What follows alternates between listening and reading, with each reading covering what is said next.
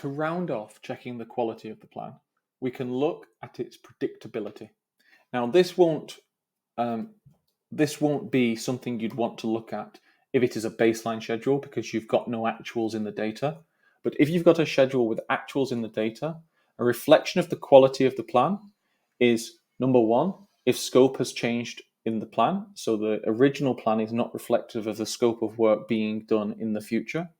And number two is the durations that have been associated. So the predictability and when tasks are being done.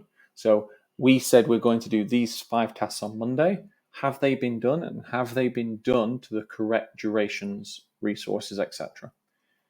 We can very easily analyze that in the Nodes and Links AI platform.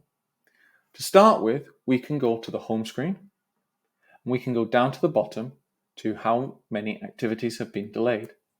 And we can start to analyze this. So we can see that in this schedule, we can see that 6.2% have been delayed by more than 5 days, 4.8 have been delayed by more than 10 days, and 2.3 have been delayed by more than 20.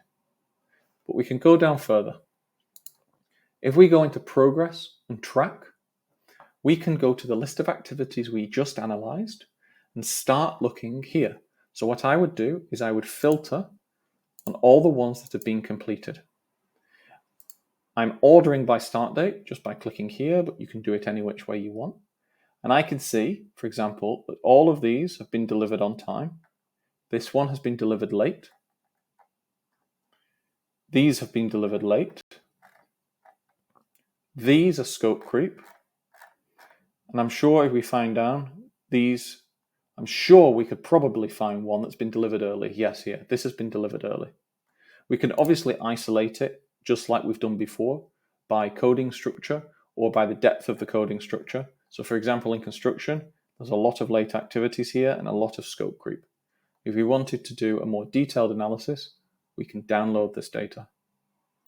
If we didn't want to do the analysis ourselves, what we could do is click on the AI Predict and go to the overview screen. So there'll be a longer video on how the prediction works and how to leverage the AI prediction screen. But the key thing here is if we go to the top right and say how prediction works, it gives us data on this schedule. So here we can actually say here that 35% of all activities to date have been delayed. And the average delay of these activities is 22 days. So we can start to get an understanding of whether or not we're being pessimistic or optimistic with regards when we're going to do specific activities and how long they're going to take.